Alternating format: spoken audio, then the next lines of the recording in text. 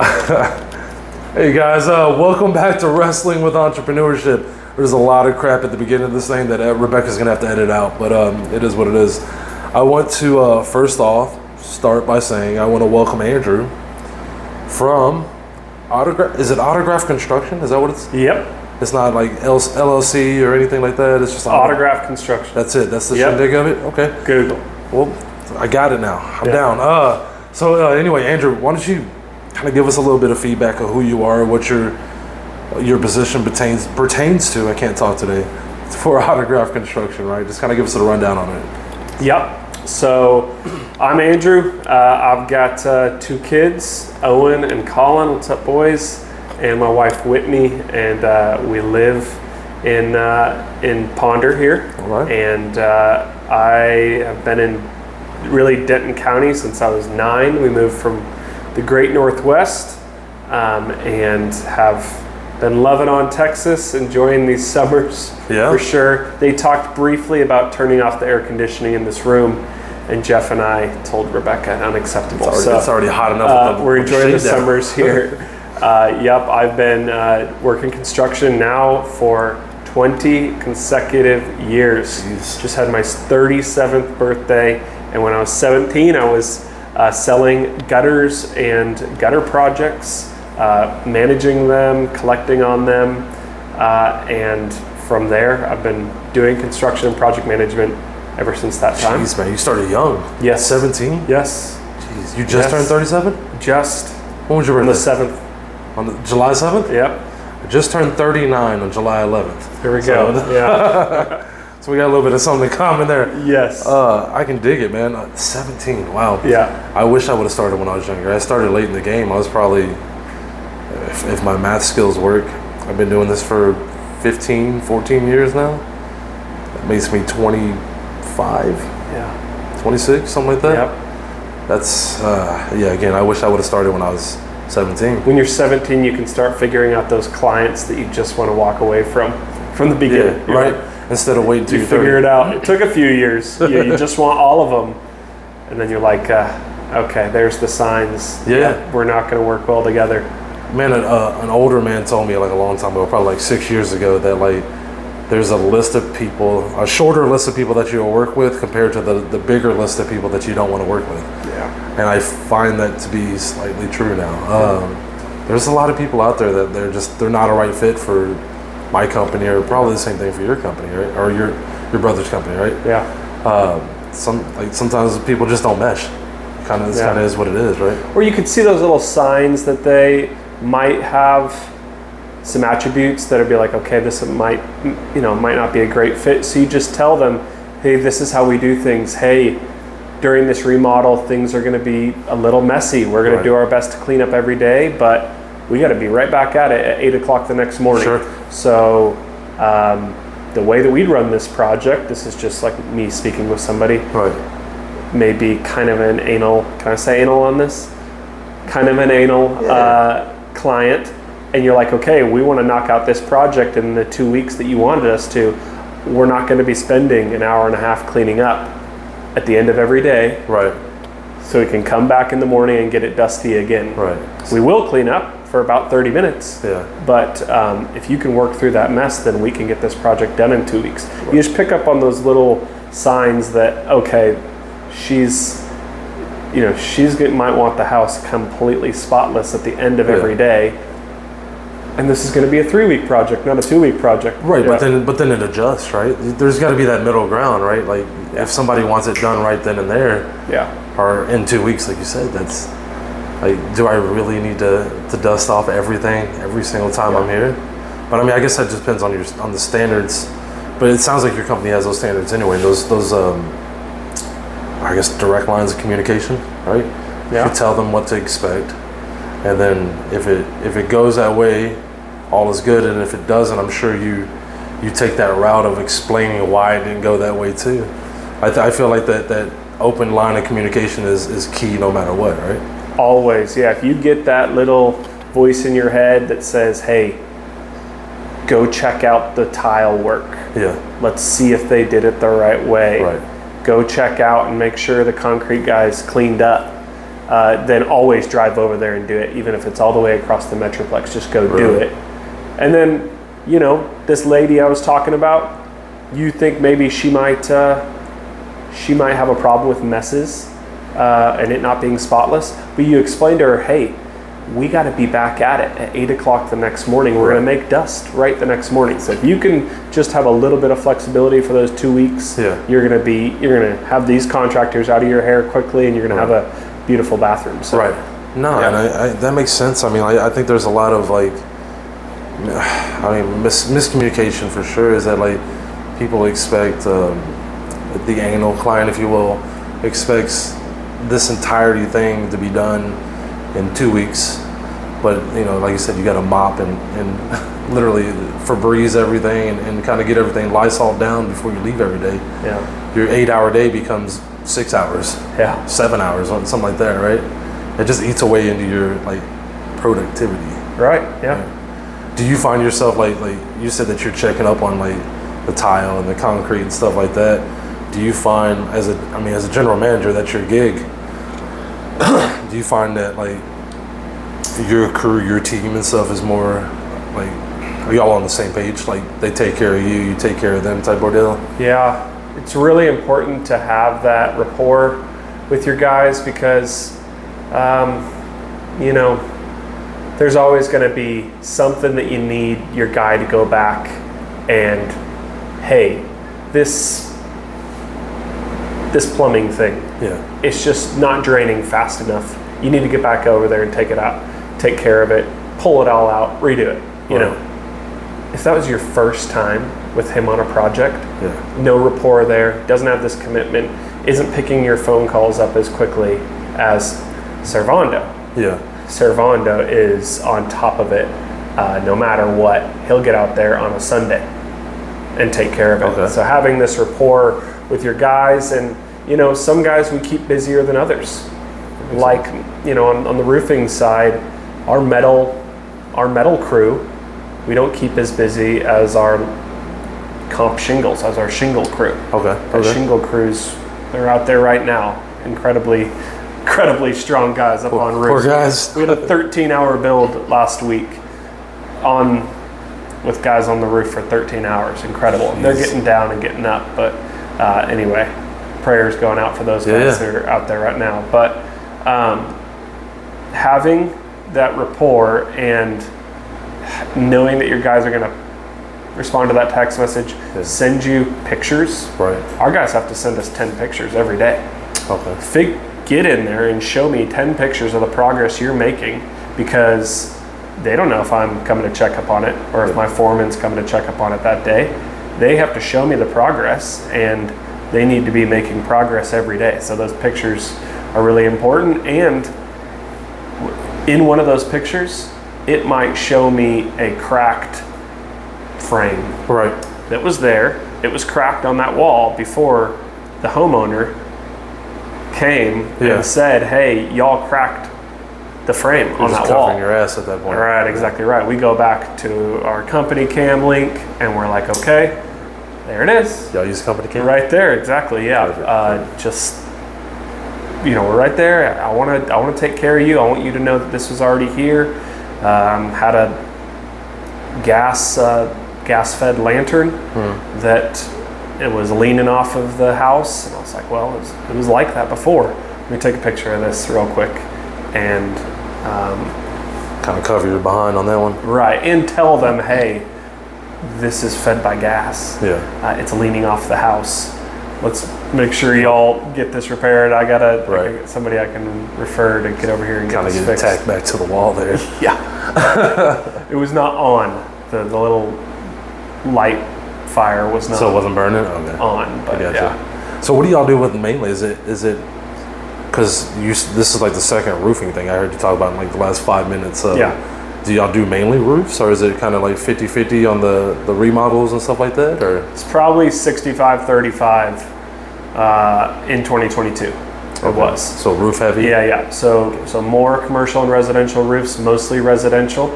And then the rest is going to be remodeling and what we call make-readies, getting the house ready for the market, or not really a remodel, just coming in and painting all the fascia. Making it pretty. Yeah. Pretty much. Yeah. Do y'all have any like full-time employees, or is it just like you and your brother, or?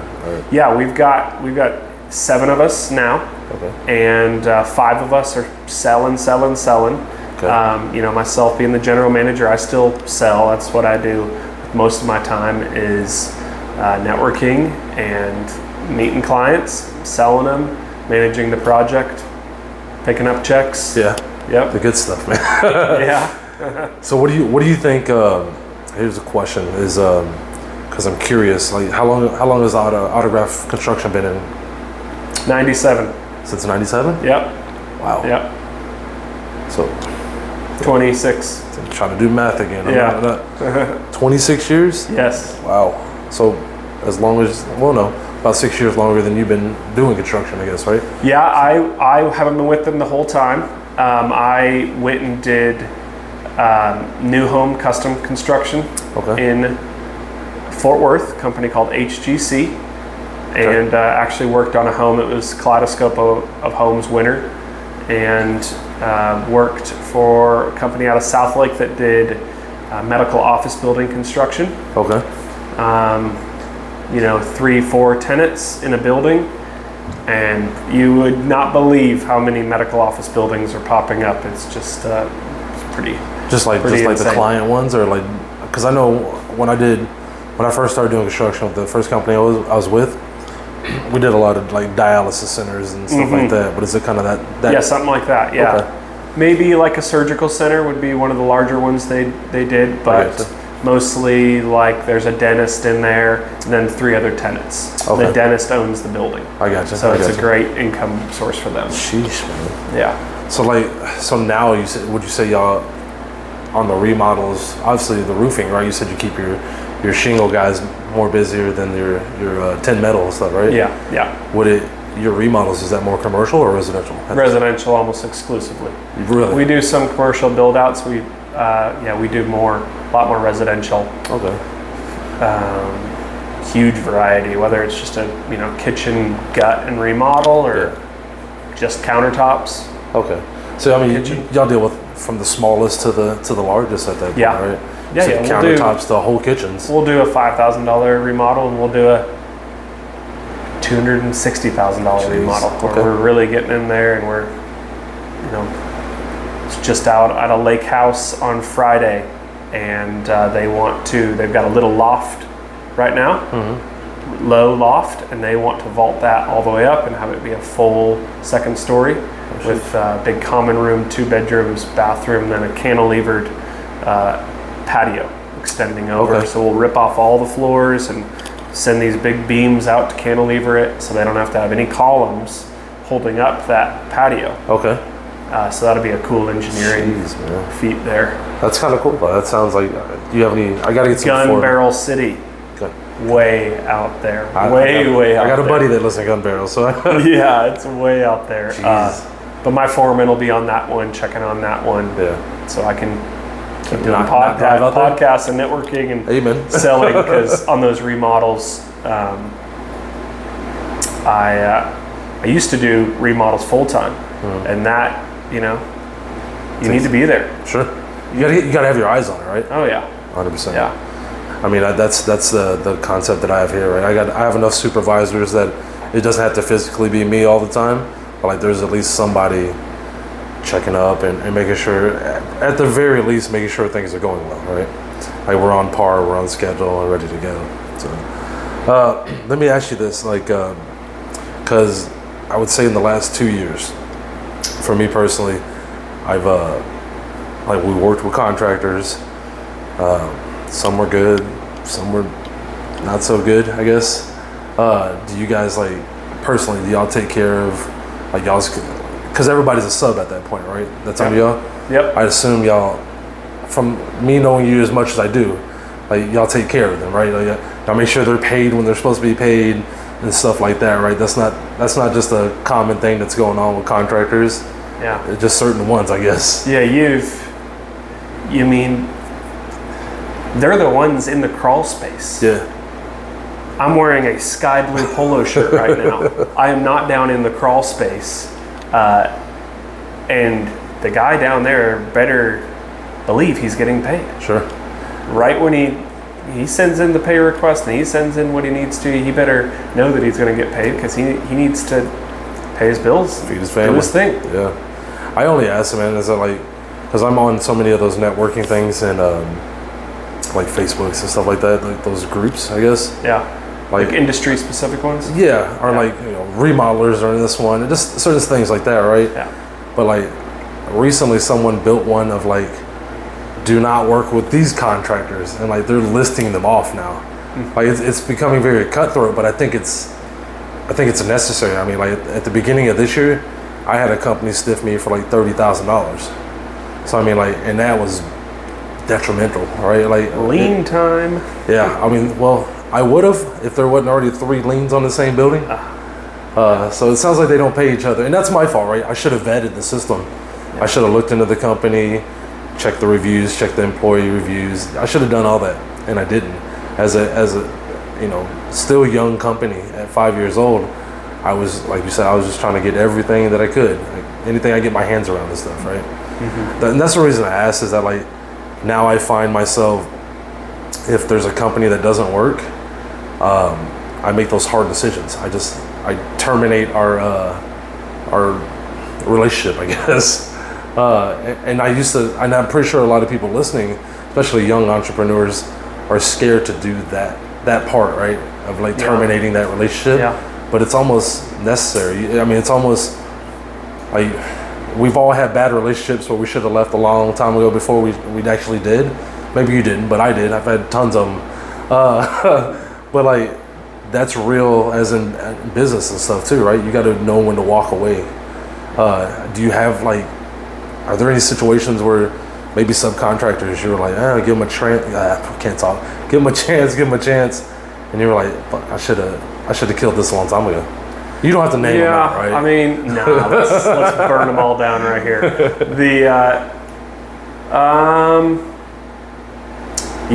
There's been some where, you know, we need to be tight, and I need to know that you aren't going out to these projects and then talking to the homeowner and trying to generate more business on the side outside of Autograph. Yeah, that's bullshit. And it's terrible. That's the wrong way to do things. That's not that abundance. Yeah. You know, if you were to tell the client, hey, no, I do everything through Autograph, I'm committed to them. You've got $2 million of insurance if your house catches on fire. And I don't know if Mario necessarily did. But that's a common respect thing, right? Like even I do that now, and like for like the few companies I go, we'll help, but you're gonna have to go through over here, right? And normally 9 times out of 10, if it's a small thing, they just go, Jeff, just go do it. It's not a big deal. You don't have to go through us. Just build the customer. Yeah. But like, there's that respect thing. Like the last thing to me, do I want to jeopardize months and months and months of work for $2,000 up front? What the hell's the point in that? Right. Well, I'm sorry, I didn't mean to cut you off. Yeah. Well, yeah. So, we've had that happen where they're going and trying to generate business on the side, and not including us in it. This is someone that we brought to you. You're our sub. We've dropped a project into your lap so that you can feed your family, and you don't understand that, you know, we might have known them for a very long time. We've got a relationship with them, and you go and you try to cultivate more business with them, but they know us better. You're right. And they come and they tell us that Mario's trying to do work on the side, and then we've got to cut you off right there. Yeah. See, that's the reason I asked, is that, like, again, those are those freaking hard decisions that you have to make as whether you're an entrepreneur or an entrepreneur, somebody that's just helping a company. Like those are shitty spots that you're put in daily. That like I guess backlash of that is so much more than the reward for it, right? Yeah, the little bit of money he was going to make, or he's just lost. He probably made $50,000 off us. Yeah. But now he doesn't have any of it, right? Zero. Yeah, that's that. We know if that's in your mind that you think that's an acceptable thing to do, that you will cut corners, you will go get reclaimed materials from one of those, you know. They have spots like that are like there's spots where they go and they steal materials, or they're just at some random warehouse and they're like, okay, I'm gonna go get it over here, 50 cents on the dollar, but it's defective. And you're going and using that on my project under my company and my insurance. And if you're willing to cut corners, then it's always going to come back to you. You just need to have that abundance mindset. And just kind of say, I mean, like. Well, and it's hard. It's hard. I know I'm going to pay my mortgage this month. Yeah. I know I am. Sure. Hopefully. Sometimes no, but sometimes they don't. Right. Sometimes your guy that's underneath the crawl space doesn't know if he's going to pay his mortgage that month. He's absolutely got to scrap for every single thing. That's why taking care of them is really important. 100%. Getting out there every day and trying to generate work so that you can help all these subs provide for their families as well. I mean, that's one of the greatest things is when I see one of my subs buy a new truck. Yeah. Like, yes, well done. Oh yeah. You are out of the Dodge Caravan with the shattered back right window, and he's got a Dodge Ram, and it's got the truck box and everything. Absolutely, looks right? Great, man. And proud of him. And that's the thing too, right? Like the overjoy that you get out of that, right? Or like, hey boss, we're whoever. We're getting ready to sign some papers for a new house. Holy shit. Mm-hmm. That's amazing. Yeah. Like, all right, so I had, not to like put it back on someone, but like, you almost feel like I had a little bit to do with that. Like I did my part. I was out here selling, like you said, right? Yep. Getting all the jobs to come funnel into the funnel or down the line or whatever. But you're able to keep that man, that crew, whatever, busy. They made money, so you were able to pay them money. It's just a conglomerate or whatever you want to call it. They're almost just like, I'm not going to say they're like brothers to me. Yeah. Or sons. They're like cousins. I mean, they are. We're seeing them. I see them a heck of a lot more than I do my cousins. Yeah. One of them, his son's got a heart issue, and the son works with him on projects. And man, when he's got to rush him to the hospital and stuff, we put it in our group text to everybody in our company, and we're praying for Servando's son. Yeah. And I mean, they're part of the extended family. For sure. And I want them to pay off their home, and I want them to pay for college, and I want them to have nice shoes and go take vacations, as long as they tell me when the vacations are going to be. Yeah. A good 2 weeks would be excellent. Right. We can just spring it up on you. I got this big project ready for you here, and you're going to take a vacation. But they're usually pretty good telling us about that. I mean, it sounds like you guys take care of, like you said, I mean, the 7 employees, obviously, y'all take care of them, but I mean, it sounds like you also take care of your subs. And to me, that's important. It's like the same thing what I was talking about, where now I'm to a point where I'll just, if a contractor's not working, just let them go. It's easier that way. Yeah. Instead of trying to fight them on everything and shit like that. Yeah. If you're on a project with a contractor. Yeah. Yeah. But I mean, because like, it's that honesty thing that goes back to what you were kind of saying a minute ago. It's like if there's no like upfront, and when like I ride here, you ride here. This is how we do it. If there's none of that, and like I get there expecting you to be riding next to me, but you're back here not fixing shit, but like changing stuff, or without telling me, then I get blindsided with it. Like that's not a great relationship. Yeah. Right? I'm playing catch up the entire time, and then you're going, well, why are you behind? Well, fuck you, man. Yeah. Like you put me in a bad spot. Yeah, and we've developed our contracts. So our contracts are really, really thorough, especially, they're thorough on cash jobs, on a remodel or on a, somebody's paying cash to replace their roof. And they're really, really thorough on insurance claims, because we're working with the insurance company. They're not always really looking out for their policyholders looking out for their people. They're looking out for State Farm's looking out for State Farm. Right. Allstate's looking out for Allstate. Right. And the other bad ones right now when it comes to roof claims are Texas Farm Bureau, Safeco Liberty Mutual, and USAA. Yeah, unfortunately. Bastards. They got these taglines and they got all this advertising time, say whatever they want. Yeah. And you know what? They take care of people in fires and they take care of people in floods and tornadoes. Yeah. But there's this thing called hail in Texas, and it comes through and it smashes your windows and your fence and your gutters and your window screens and your trampoline and your grill cover and your shingles and your chimney cap. And they come through and they think, I mean, legit, this needs to be an $18,000 claim. And they come through and give you $5,000 to do it all. And your neighbor right there got his $18,000. So we come in and we get those decisions overturned and get insurance to actually pay out that claim like they need to, because they look at Texas and hail and they think, look at these suckers over here. I said suckers. Look at these suckers over here. Look at all these shingle roofs. They're all getting beat up by hail. If we can limit as many of these claims as possible, that is billions that we can keep in our big fat wallets at State Farm.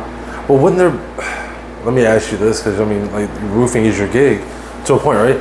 Like, shouldn't there be a different method that we use here? If like, because every year I would assume like there should be standing seam metal roofs on every single house. That's what I'm thinking, right? Because every year we get hit with hail, no matter what. Right.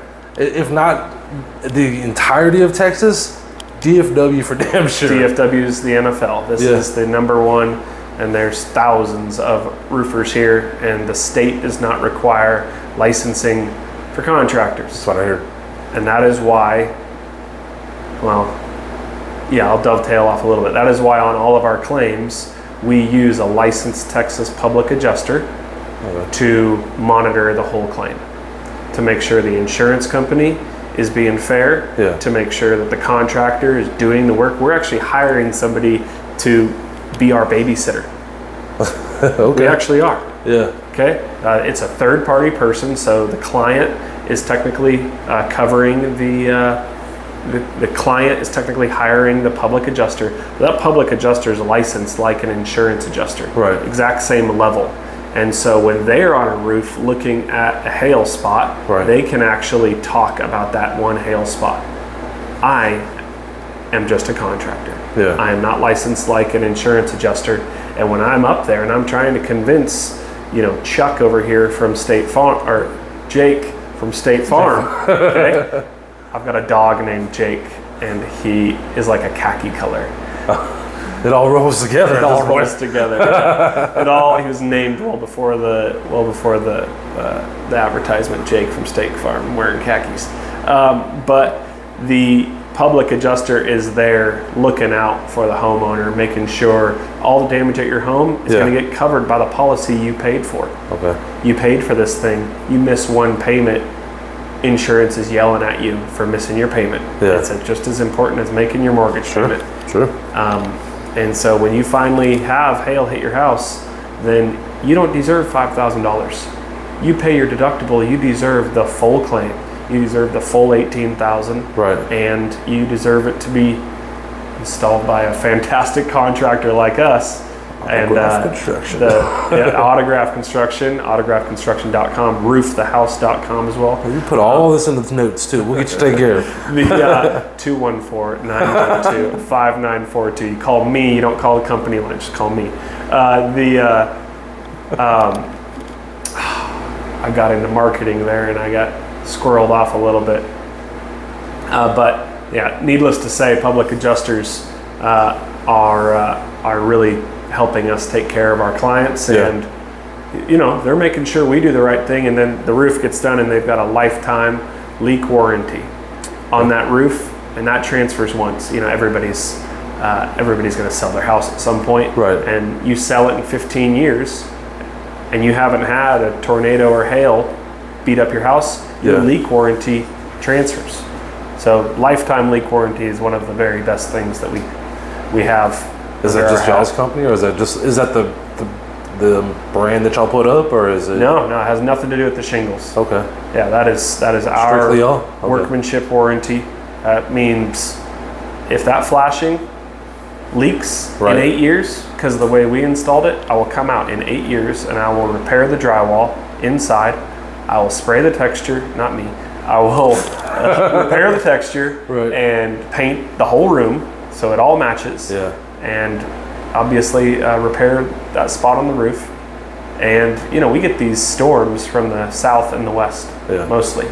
You get something come in from the north and it finds its way into the house and it leaks 8 years down the road. Whenever. It's a lifetime leak warranty. Anytime that happens, we're back out there taking care of it because we know how bad weather is. So what is that like? You know what? This is a real question for me. How does that work with because with the hail damage and stuff like stuff's gonna come through, right? Eventually. That will void the warranty. Okay, that's what I thought. Tornado comes through, a tree falls through the roof.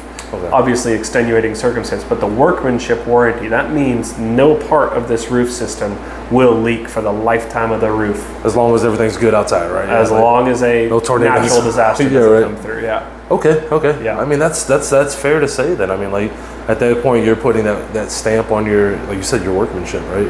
It was a 10-year warranty up until 2 years ago.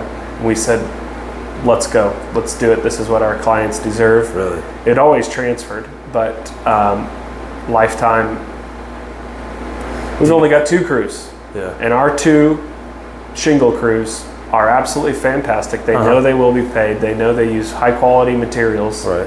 And they know we're not going to push them. This thing turned into a 2-day project. You take your 2 days, okay? We're not going to push you there. We know that you need to do it the right way. And you couldn't get the trailer into the driveway in the back of the house because that alleyway was too narrow to bring your dually. Right. And your dump trailer around that corner. Right. And you need to park it out on the street.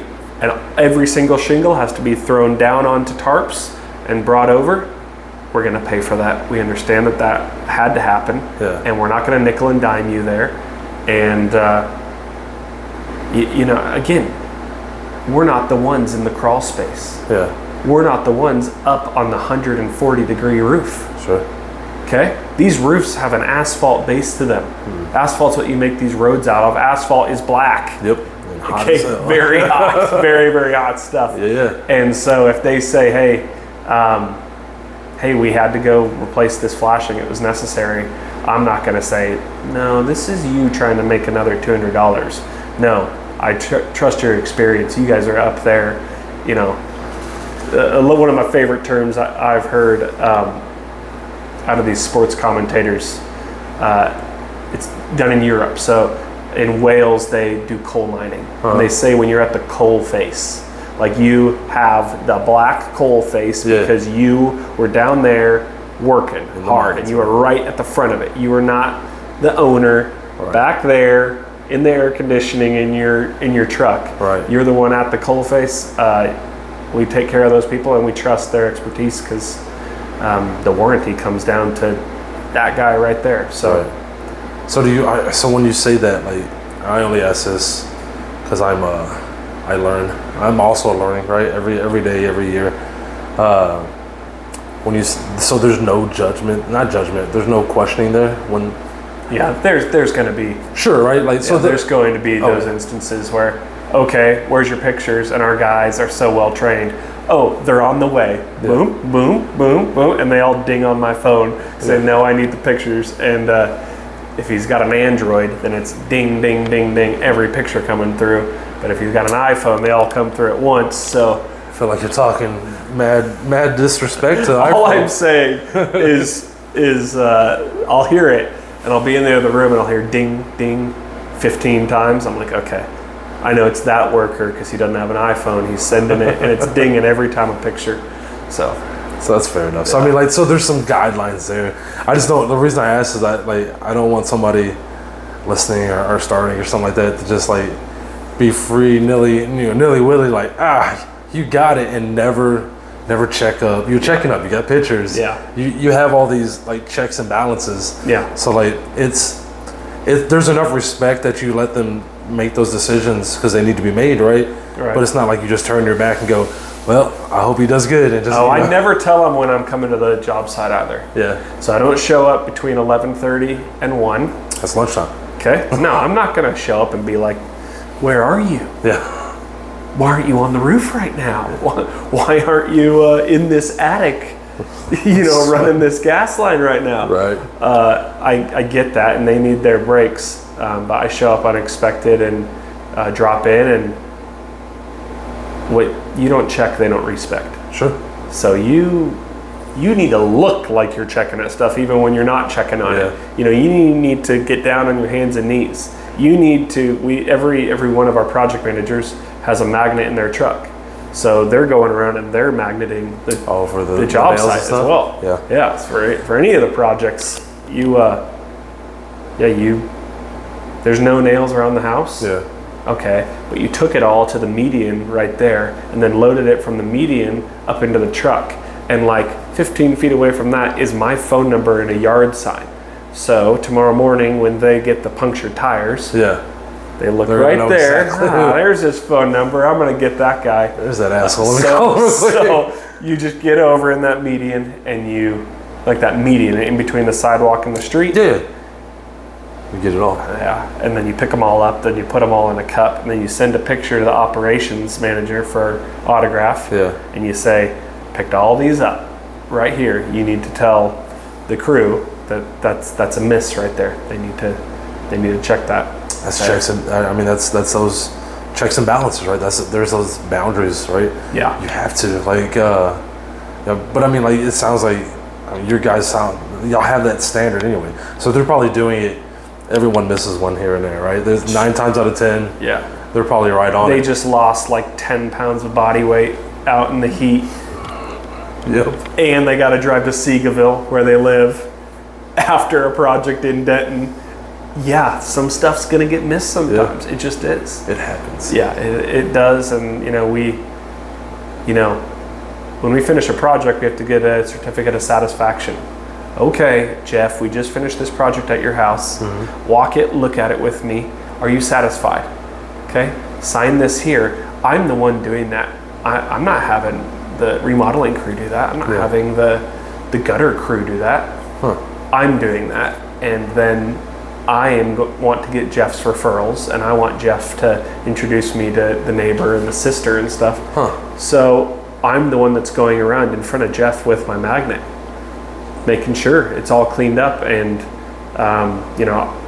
that project manager has been the point of contact for the whole time. You're the only one you've really talked to the whole time. So when there's nails left there, I'm not going to be the kind of guy that's like, yeah, it was his fault. It's my fault. It is, right? It's my fault. Yeah. And so, the guys need to do a good cleanup job, but you need to have that ownership, and you need to, at the end of the day on a Friday, if you got to drive all the way across the Metroplex to go check on it, or to go clean up with your magnet, you just got to do it. Yep. And that's one of the great things about the industry is you go do that today, tomorrow, you get to wake up, make breakfast for the whole house, hang out, do some paperwork, be around the house, or maybe you've only got one appointment to go run that day. The last day was a barn burner. Jeez. But the next day you're not running so hard and get to spend time with the boys. I envy that. I mean, if I'm being honest, so I've yet to still kind of reach that position in my life. Like, every day is 8 to midnight, every day. Yeah. No matter what. I'm working on it. Like I said, I envy that, because that's something I have 3 kids too. I mean, two boys and a daughter. I haven't seen my daughter in like 2 days. Yeah. It drives me nuts. Yeah. But my biggest tip for entrepreneurs that are parents is before you get home, pull over. Don't do it in your driveway. Pull over somewhere that's not your driveway, and finish up a few emails, the pressing stuff, and then pull into your driveway and be home. Shut it and off. Walk in the door and put that phone over there, and maybe even turn the ringer off for an hour. Set a timer. Yeah. That ringer will stay off accidentally, and you'll miss something. For sure. But you know, you would be doing yourself a big favor if you just finished some things before you walked in the front door. That's smart. Because they don't know that you're not looking at Instagram. For sure. They just think you're looking at your phone. Yeah. They also don't know if you don't sign this deal that you might not be paying for the next mortgage or the next car payment, or they don't know. I say it to my kids, going to bring home the bacon and stuff. I mean, a 5-year-old doesn't understand, hey, we need this money for our budget. Yeah. Dad is paid on commission. Dad has no salary. Dad has no benefits from his company. It is all, I'm an S Corp. Yeah. So, my wife helps me with my business. So, yeah, I got to get out and I got to work my butt off. But I also, that reaction from them when you walk in the door is like life-giving stuff. Yeah, like that absolutely. That client took some years off my life, but that reaction from them when I walk in the door just fills up my soul. It's better than gold, better than money, better than everything. So I've got a tree in a field near my house, and I pull under that tree because it's 1,000 degrees. And sometimes I get to put my windows down if it's only 100 degrees. Snazzy. Yeah. And I take care of the pressing stuff. Yeah. That is cool, because I mean, someone had to hear that too, and don't do it in your driveway. They're looking out the window when you get in your driveway. They'll run out, and you'll be like, I gotta finish this email. I also, see that's a good thing. Like, now I gotta find a freaking tree in the middle of a field or something like that. Yeah. Hopefully I don't piss a homeowner off. I'm just finishing an email. Calm down. Yeah. It's an unfenced field in Ponder, and I don't put ruts in it. I don't do it when it's wet. Yeah. So I just pull up there. It's a nice and dry day, and I sit under the tree, and man, it is like tranquil. I can get so much work done. Really? Sometimes I just want to stay under the tree. I mean, I can contest. You know what? That makes sense, because I mean, like you said, put your phone on silence also. Yeah. For an hour. Put a timer on. I've forgotten to charge my phone over the weekend, but I felt like I was like, holy crap, it's already Monday. I gotta go. Yeah. That was amazing, and surely, I plug it in. I go, holy crap. All right, it's gonna be a long Monday, you know. Yeah. But you're actually restored a little bit 100%. From that, and you can take care of things a bit better because you're not anxious. Yeah. I mean, you're a little anxious when you turn the phone on. You see 95 text messages and 10 missed calls and stuff like that. But you'll take care of. You'll take care of those, even if it's pressing. Sure. I'm sure you have some checks in place. Don't let your phone turn off. Actually, entrepreneurs, don't let your phone turn off. You can put the phone on silent, but you always want the phone to sound like it's on, because when the phone is off, it goes straight to message and it doesn't ring. Well, let me rephrase this. Like, I have two phones. I have a business phone and I have a personal phone. But like, the personal phone is also getting kind of convoluted, because I get contractor stuff calling me on it. But like, the business phone is always on, right? Yeah. So there's always a voicemail, there's stuff like that. But like, I was turning off that personal phone. I don't know, man. Like, I didn't know you had two phones. Yeah. It's a good hack, yeah. I didn't for a while, and I get it, because I did exactly everything came through. I was the source of scheduling, the source of parts, material, the whole shindig, right? Yeah. But like, I don't know, man. Like, I'm starting to feel like you can find the contracts, you can find the money out there. Like, I mean, my little girl's only 3 for so long, right? For a year. My boys are only 6 and 8 for another year, less than a year. I don't want to lose out on on that. But I mean, I get it. Dad's got to make money. Dad's got to bring contracts and deals in the house and stuff. But like, I'm trying to find that middle ground of like separating and making time and writing it down, if you will, or whatever I need to schedule it, I guess. I don't necessarily put that on the schedule and need to, you know, like the soccer games and stuff are on the schedule. I'm a soccer coach as well, so.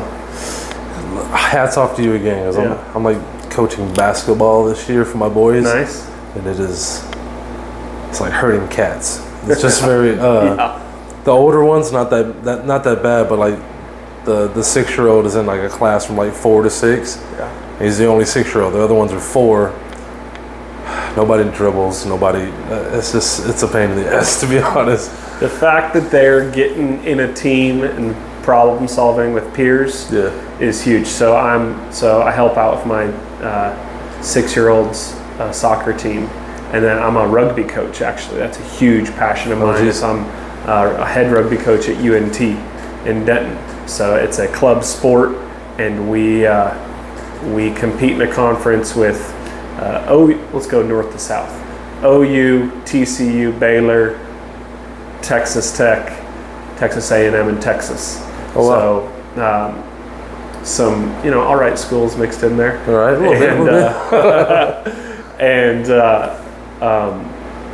I absolutely would not be the person I am without team sports. I was big into basketball, and then in college I found rugby and played rugby, got onto the Texas Collegiate All-Star team, and absolutely just embraced the sport, traveled the world watching rugby.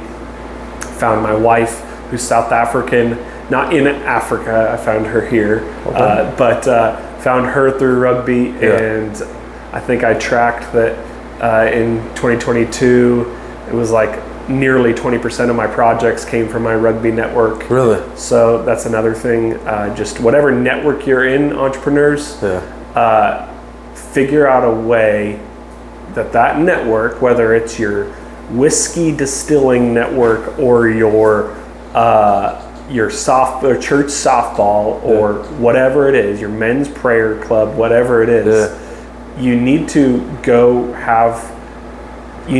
network with those people, whether it's social media, but really you should go have a coffee with each one of them. Get to know each other on a little bit of a better level. Sure. Get to know each other first, and then talk a little business in there. Do not be going in there trying to generate business first thing. It is they call it commission breath. It's like you get in there and you're like, this lady's trying to sell me in the first 5 minutes of this coffee meeting. All right. Are those networks where it's just card? I don't. You and I both do master networks, and they make a real emphasis on bond, and the first letter of BOND is build on common interests. And if you're going in there, and those networking people will get a bad, you'd be like, this lady was trying to sell me in the first 5 minutes of our coffee. And you can actually tell other people that, and she needs to fix that reputation very quickly, or else everybody's going to be like, okay. Actually, the good entrepreneurship thing to do would be, hey, don't do that. We don't lady. Do that. Hey, try to do it like this, okay? Or just aggressively pull that coffee meeting back into, so where'd you say you're from? You like Thai food? Love Thai food. Absolutely love Thai food. Thai Square. They're right off the square in Denton. Fantastic.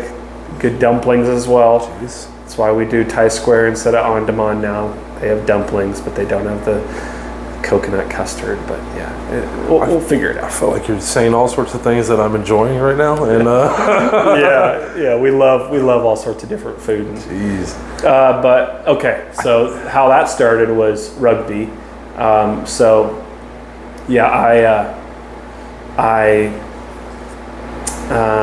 absolutely am just a fanatic, watching way too much rugby during the week. I gave up watching live matches in New Zealand. It's a big sacrifice I made. I've never seen a rugby 2 game. a.m.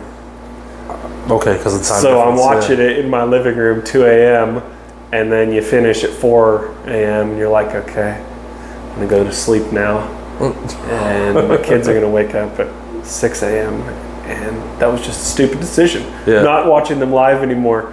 But yeah, so coach up there at UNT, and I share the coaching responsibilities now. I really have found a good balance there, and gonna have to whatever it is, no matter how much you love it, you're gonna have to alter that, continue to work that balance with your spouse, with your kids. You are going to have to sacrifice no matter what it is. And it's golf for some guys. Yep. I told my wife, for me, it's coaching. It absolutely fills my cup up, and it gives me energy. I still get jitters thinking, okay, we're going down to play Texas. We got a real chance to beat them down in Austin. Yeah. And I get to point at the importance of aggression in young men. You get to still be aggressive in 2023. It is okay to be masculine and aggressive. And you can't talk to him like that over there. Your teammate is not listening to you when you yell at him like that. The way to do it is to go find him during that water break on the side and call him out in a different way over there. Right. Yes, the peers need to communicate and need to drive each other, because the coaches, my voice gets very loud and gets very demanding and gets very repetitive. Right. But the peers need to, just like here with your staff, you can drive them, but the guys under you, they need to drive each other, and they need to help each other, and they need to be like, here's a pointer, do it like this next time, it's gonna really help. They need to hold each other accountable. I mean, they got to police each other at that point, right? Yeah, because your voice gets very old. Yep. Sorry, bud, but it really does. It always gets old from the leader. And man, I absolutely love watching the progress that an 18-year-old can make until he's 22. An 18-year-old can make until he's 24 if he goes to college for 6 years. It happens. And he's taking the detour route. Yeah, I just and then I'm going to his wedding. Yeah. I'm celebrating with him when he wasn't Lyme disease, it was lupus. When Ryan, one of my players, rounded a big corner with his lupus. And man, the last game he played is giving me chills right now. We were down playing LSU. We beat LSU in Baton Rouge. And had never beat them in club history, and beat them on the last play. And he was just starting his bout with lupus. Found out that he had it, and he was just so just weak, and just was losing muscle mass, and the autoimmune disease was having. And I still we have this picture pop up on Facebook, and it's him down on his haunches after the win, and they're just covered in mud, and that win for him is massive. He knew it was his last game because he had to stop playing because of lupus, and that moment for him, and also the moment that happened 6 months ago when he said, I don't need to go on chemo. I got the numbers I needed to. Oh, okay. And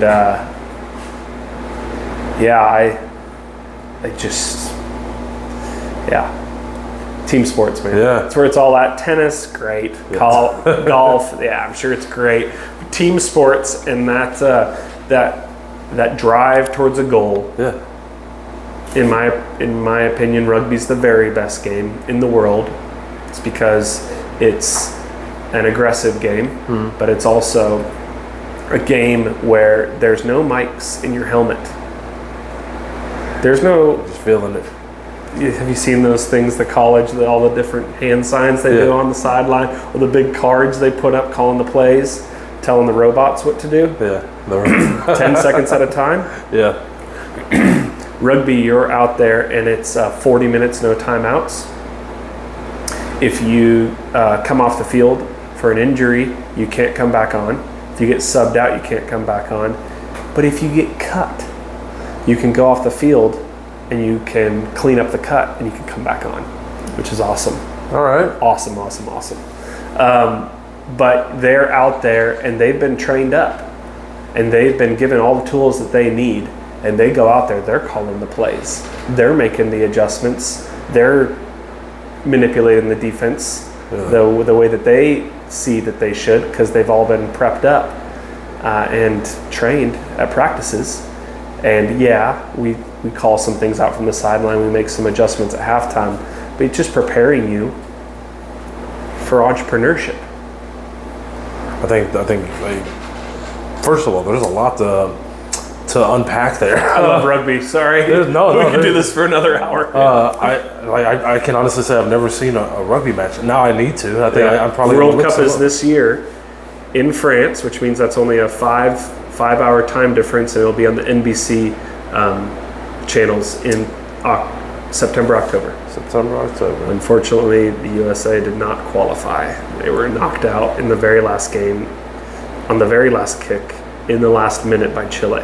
Jeez. But the USA is hosting the World Cup in 2031, and there will be matches at AT&T Stadium. Really? 80,000, 100,000 people will be at these matches. It's the third biggest event in the world behind the Olympics, the Soccer World Cup. Wow. Then the Rugby World Cup. So just root for New Zealand like I do. New Zealand, I got you. Gotta write it down. So I think that, man, there's a lot. Like I said, there's a lot to unpack there. I mean, you gave a lot about like that team quality, the team effort there, right? Like that bond. I'm back to the meeting stuff that we were talking about. That bond, like you just said, it was giving you chills just thinking about your guy with his lupus, his last won that last I don't know how it works, man. The last score. Against a team y'all have never beat before, or that organization's never beat before, right? Yeah. There's a lot of connection there that I think like if you said if we're talking about the lady that has, what do you call it, the something breath, commission breath. Yeah. There's something that that bond overrules that commission breath, right? Like to me that's the bee's knees. Mm-hmm. That's still a saying, right? Yeah. That's still a thing, right? There's that, you got to make that connection, and like you said 20% came from rugby. Yeah. Man, I mean, you're winning on all ends on that end, right? You get to. Do you still play, or you just coach? Yeah, I play in the alumni game if I don't tear my quad. God, does it happen often? I think I tore it, but I think it's okay. Yeah? All right. So you still play a little bit, you coach more than you play at this point. But I mean, you get that. That's a win-win. Like you get the passion out of that. You get your excitement from rugby. I'm gonna go watch rugby now, probably today on YouTube or something like that. But you get that connection with those guys, and turns into whatever 20% of projects, or however you want to say it. Yeah. But what am I trying to say here? I think that connection is the bee's knees, right? It's the most important thing out of all of it. Instead of trying to sell or trying to gain something out of it, if I can get to know somebody, that to me that effort is more, it pays more than any dollar amount would, right? Like me getting to know you a little bit here now, when we get our shots here and there on Thursdays when I show up and stuff. But I think there's more out of this hour or so, or however long we've been here, that's more beneficial than me trying to sell you on Fisher Q Electric, or you trying to sell me on Autograph Construction, right? Now, you're probably gonna make a rugby fan out of me. Yeah. So I'm probably gonna go check it out and swing by on a Thursday and go, holy shit, man! You got to see. I looked this up on YouTube. You got to check it out. You've seen it probably 1,000 times at that point. But I think there's a lot of UNT men's rugby on Instagram. UNT men's rugby on Instagram. Don't think I won't watch, because I will. And there is a women's team as well. I don't coach that one, but we had one of the men's players start that one, and then it's been exclusively coached by men's players. Yeah. And there's been some women's alumni now coming through, and One of them just got a full ride scholarship to the #1 rugby school in the nation in Georgia after coming through the program, which is fantastic. Yeah, changing lives, man. Changing lives. Yeah. Jeez, you got a lot of. There's a lot more to you than not to sound like an asshole. There's a lot more to you than I knew. Yeah. Again, we've only had 10-15 minutes between the two of us while you're trying to teach a master networks or whatever it might have been and stuff. Jeff is a very good guest at our Denton. I'm an asshole. No, he's fantastic. And then what's your home chapter? Argyle, yeah, that's a good group. You been out there? Well, Josh Brewer is going to check that one out. Okay. He's one of our other project. He lives in that area. Okay. Yeah. Makes it easier, man. Argyle over Denton. Yeah. I'm just saying, I got to wrap it up. Be given the cue here, I guess. Well, let me ask you something, Andrew. You've given us a ton of standards, a ton of like work ethic, work relationships. You gave me a ton of interest in rugby. You've given me enough rugby for right now.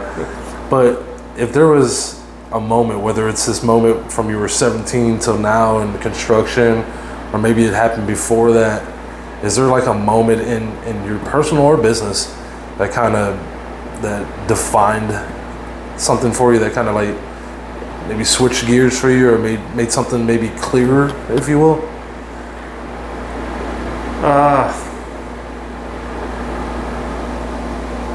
Well, that's the most difficult question. It is. That's ever been thought up. I had a real kind of traumatic event, semi-traumatic, in that just shook things up a lot. I was driving, this was a year and a half ago, kind of rainy season, and it was the first big rain after dry spells, so the roads get real slippery with the oil on the road. Right. And I slid and hydroplaned on 635 through 6 lanes of traffic, heavy traffic, all the way from the right lane, trying to get on 35 from westbound 635, where there's the toll to then get on 35, come up to Denton.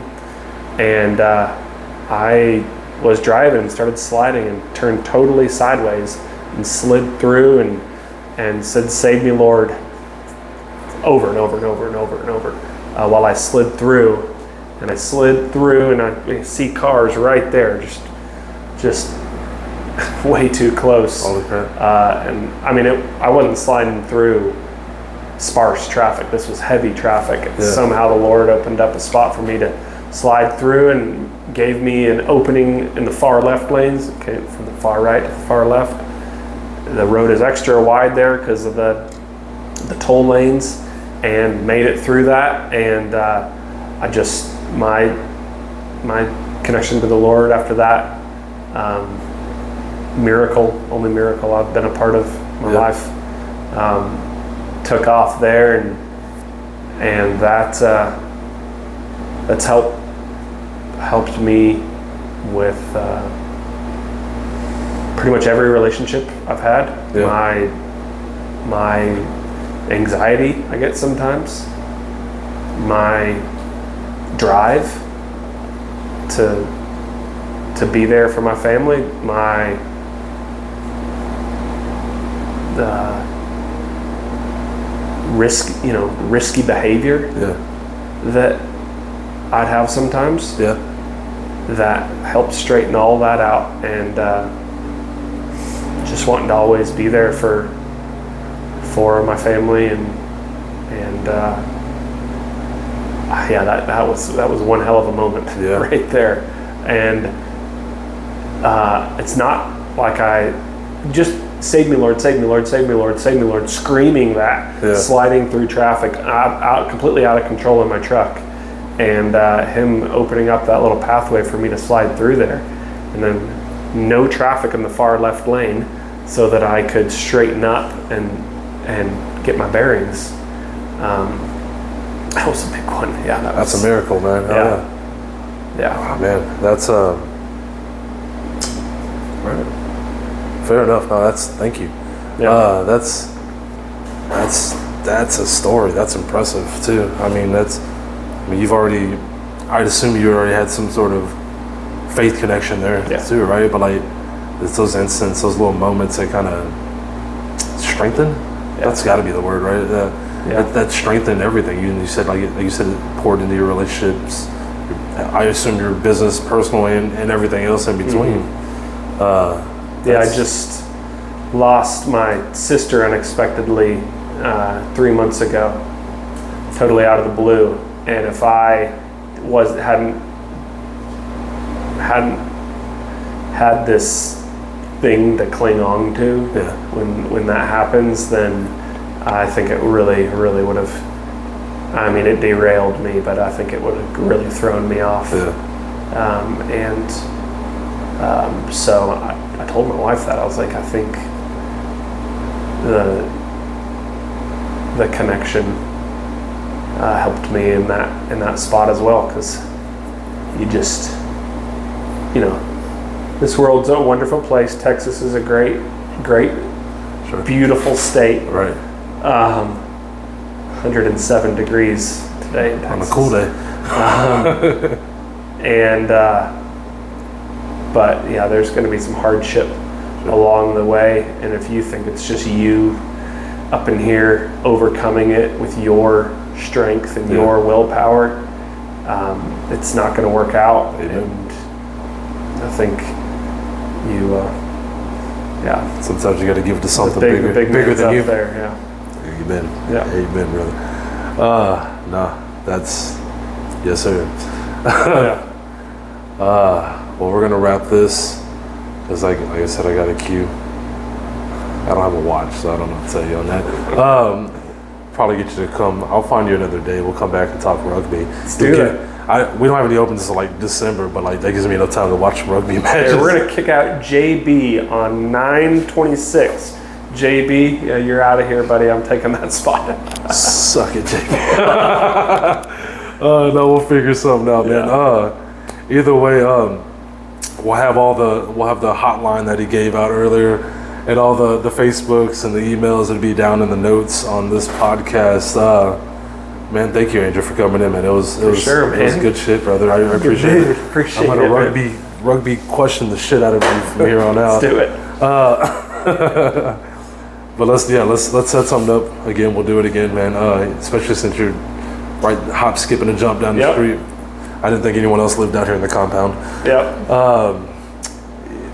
Again, thank you. Let me wrap this up with again. I keep saying again. You're gonna edit all this out? Don't do it. Just leave it. That's how I like it. You've learned. No, thank you for coming in. Stepping into the ring with Wrestling with Entrepreneurship, is that what it is? You gotta write this shit down. We'll see you on the next one.